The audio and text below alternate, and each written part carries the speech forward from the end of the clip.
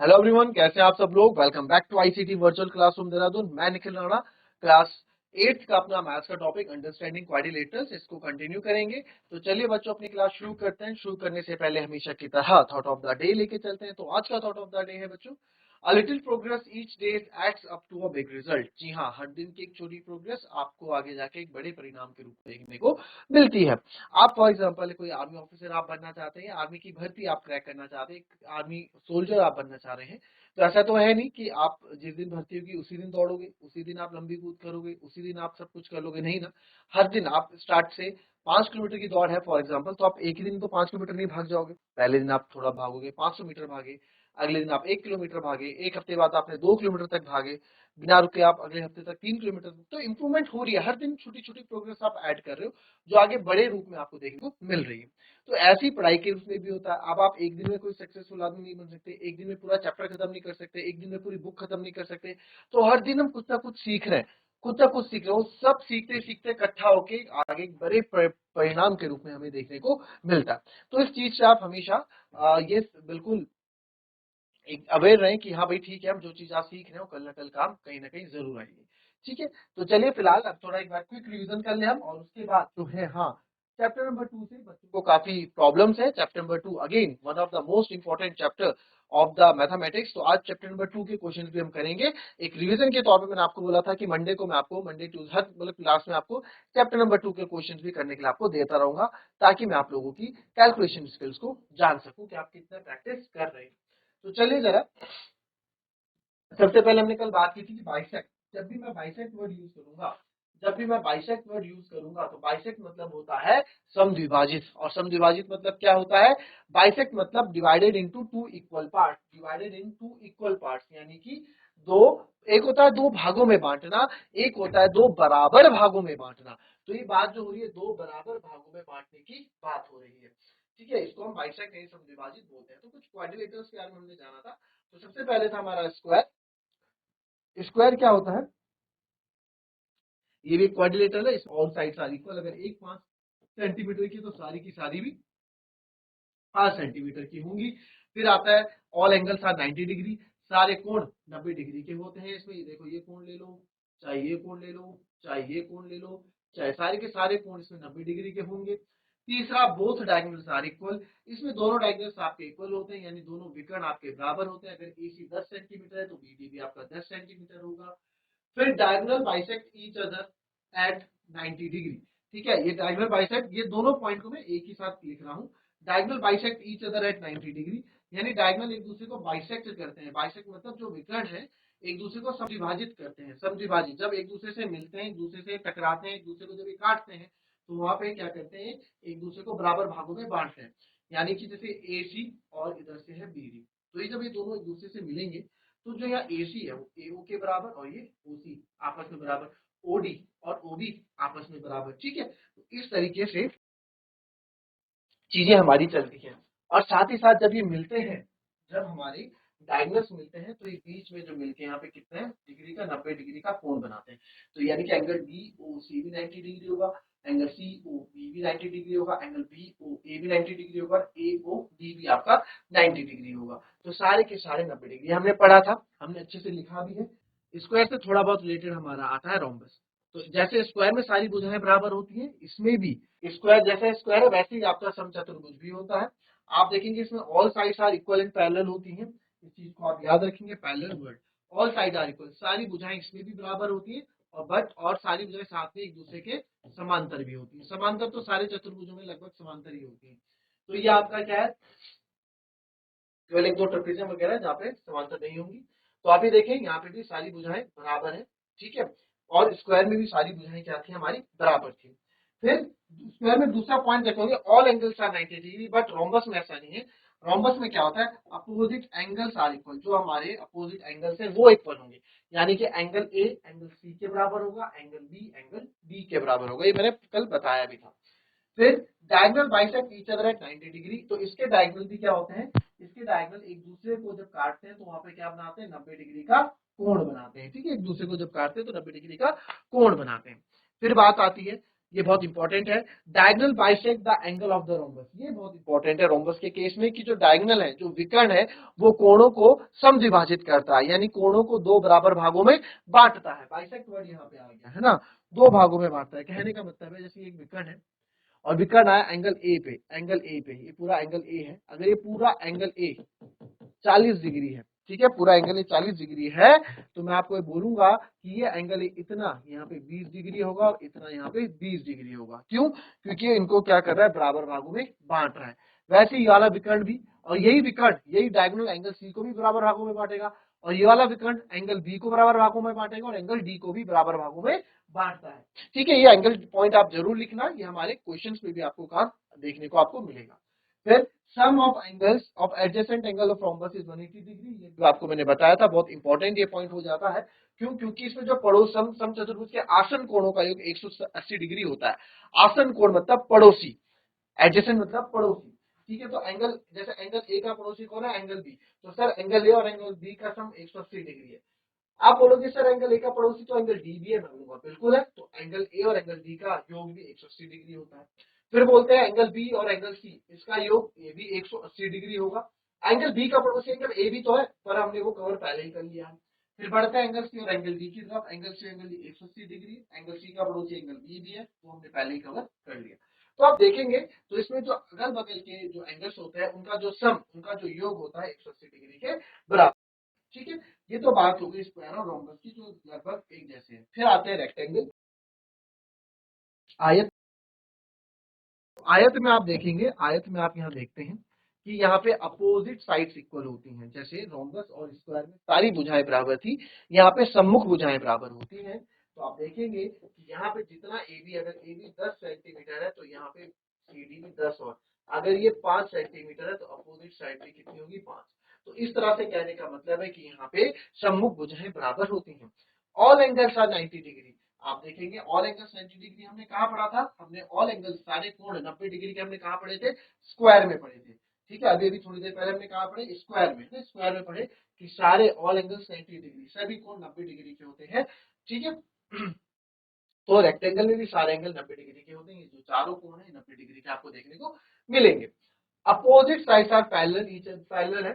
चलो, तो आप हमें बताइए कि ये क्या हो, समांतर होती है। समांतर मतलब बताया था ना, ऐसी दो भुजाएं जो आपस में कभी नहीं मिलती, उनको हम क्या बोलते हैं, पैरेलल लाइंस बोलते हैं।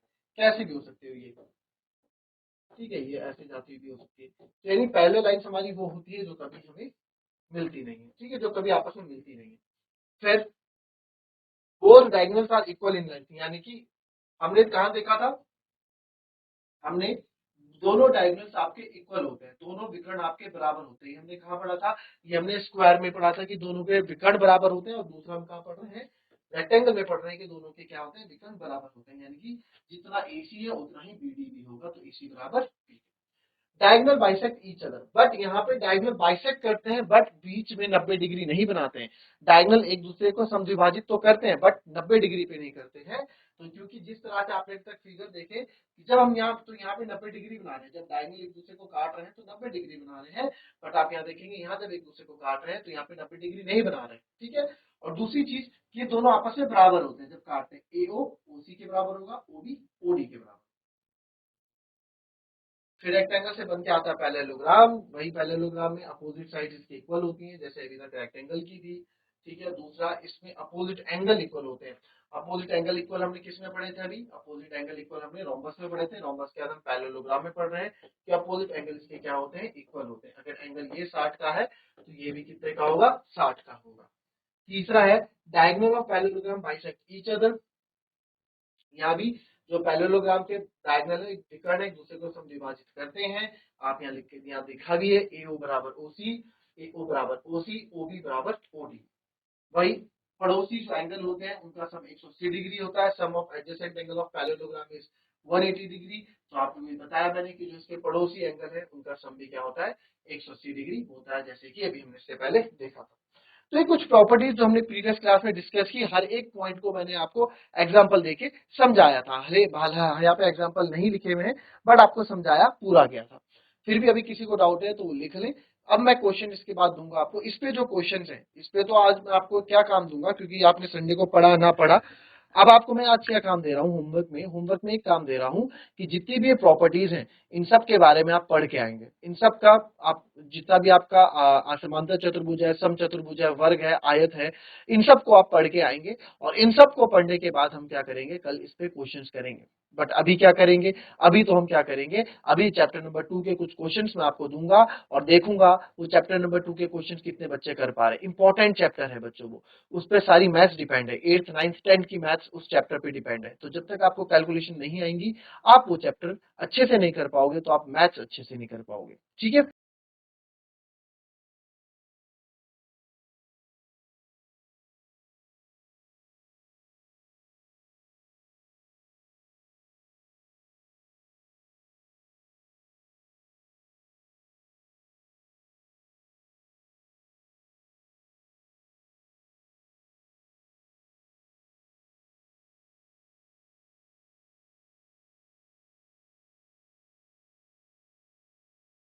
चलिए अब आपको मैं क्वेश्चन दूंगा, ठीक है, और हो सके तो सारे बच्चे इन क्वेश्चंस को करने का प्रयास करेंगे। ठीक है, कोई बात नहीं, ज्यादा से ज्यादा हम लोगों के साथ क्या होगा, ज्यादा से ज्यादा हम लोगों के आंसर्स गलत आएंगे, उससे ज्यादा थोड़ा ना कुछ हो सकता है, उससे ज्यादा थोड़ा ना कुछ होता है, आंसर ही तो गलत आएंगे, है ना, उससे बुरा थोड़ा ना कुछ हो सकता है। तो क्वेश्चन आपको दूंगा मैं, बहुत बार इस तरह के क्वेश्चन आपको मैं दे चुका हूं और मैं चाहूंगा इस बार आप लोग आंसर सही से निकालें और इसको सॉल्व भी करें और वेरीफाई भी करें, वाई सॉरी एक्स की वैल्यू भी निकालें और इसको वेरीफाई भी करेंगे। चलिए चलिए,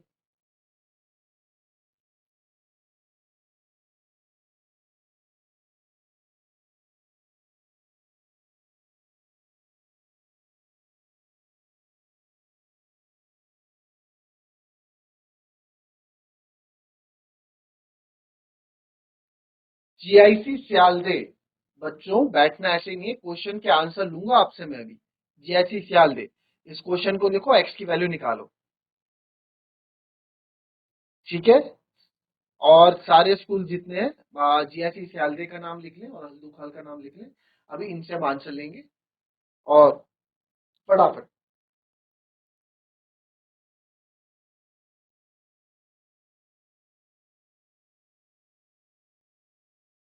जीआईसी नौला, थोड़ा बच्चों आप सही ढंग से बैठ जाए क्लास में।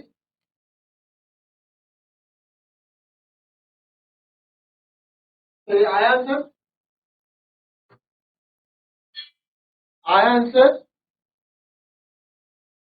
एनीवन, किसी का आंसर?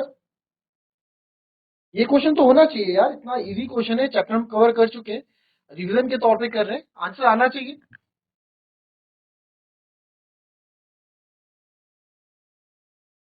चलिए देखेंगे कैसे इस क्वेश्चन को हम करते हैं। ठीक है, इजी क्वेश्चन है, कुछ भी इन क्वेश्चन से नहीं है।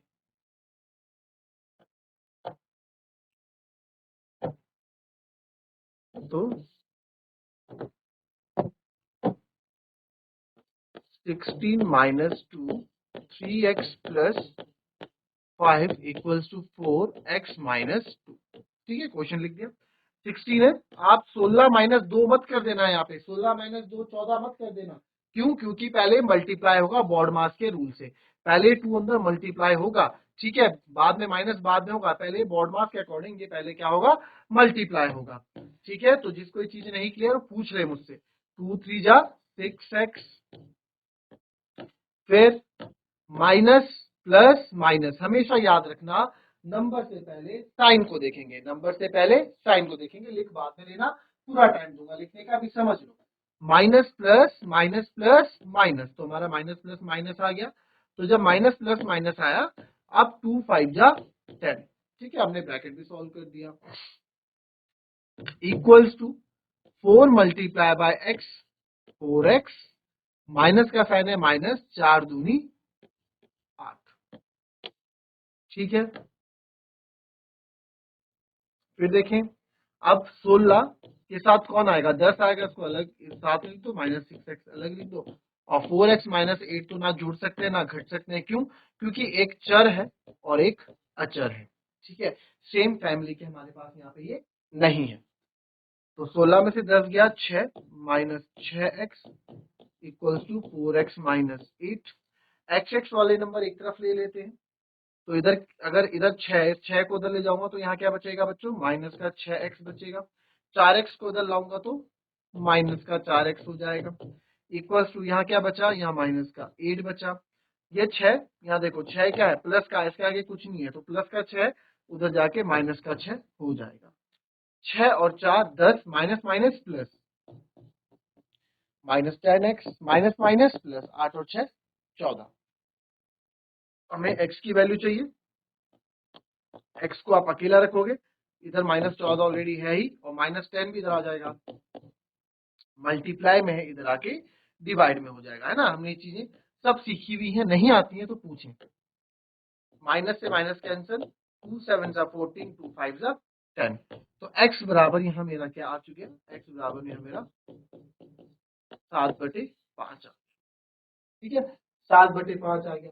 अब क्या ये x 7/5 सही आया या गलत आया, इसको क्या कहते हैं, वेरीफाई करते हैं। तो वेरीफाई में थोड़ा शॉर्टकट करूंगा, अब यहाँ जगह कम है, तो सीधे लेफ्ट हैंड साइड हम लेंगे, यहाँ पे taking left hand side.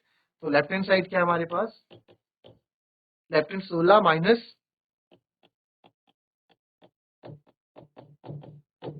3x plus 5। x की जगह 7/5 डालूंगा,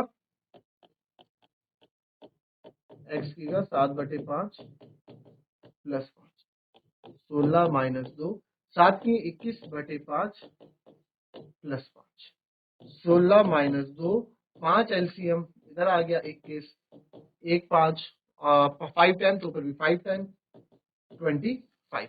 अगर आप लोगों को ये चीज नहीं समझ में आ रही है तो आपको समझना चाहिए आप बहुत परेशानी में हैं, क्योंकि इतनी चीज तो हमें आनी चाहिए, नहीं आ रही है तो पूछो, हमने पूरा पढ़ा हुआ है। 16 माइनस 2, 21 और 25 होता है 46/5, ठीक है। फिर इसको और करेंगे तो ये आएगा 16 माइनस 46 टू द 92/5। एलसीएम लेंगे, यहाँ 1 है, 1 और 5 का एलसीएम आएगा बच्चों 5, तो ये आएगा 16 पंजे 80 माइनस 92/5। तो 80 में से 92 गया, आपका बचेगा माइनस का 12/5। तो लेफ्ट हैंड साइड मेरा माइनस का 12/5 आ रहा है। इसके बाद हमने यहाँ पे क्या डायरेक्ट, ठीक है। अब राइट हैंड साइड देख लेते हैं। 4x माइनस 2 है, 4 x की जगह मैं क्या लेने वाला हूँ, 7/5 माइनस 2, तो अंदर ब्रैकेट सॉल्व करेंगे, एलसीएम 5 आ जाएगा, 7 और 5 दूनी 10, ठीक है। तो 4, 7 में से माइनस का 3/5, तो 4 माइनस 3 माइनस का 12/5। तो राइट हैंड साइड भी क्या है, माइनस का 12/5, और लेफ्ट हैंड साइड क्या है, माइनस का 12/5। तो आप देख सकते हैं, because left hand side equals to right hand side, therefore x बराबर 7/5 is the right answer.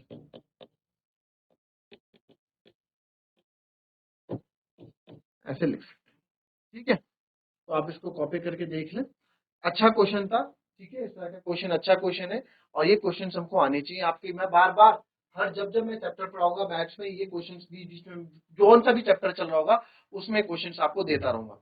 Important chapter है, इंपॉर्टेंट है, बैकबोन ऑफ मैथमेटिक्स आप इसको बोल सकते हैं। जिसको 8 9 10 11 12 तक मैथ्स करनी है तो उनके लिए बैकबोन है इस तरह के क्वेश्चन।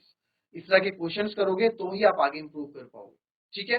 तो चलिए मिलेंगे आपसे कल की नेक्स्ट क्लास में, तब तक के लिए be happy, be healthy and be safe. Thank you and have a nice day.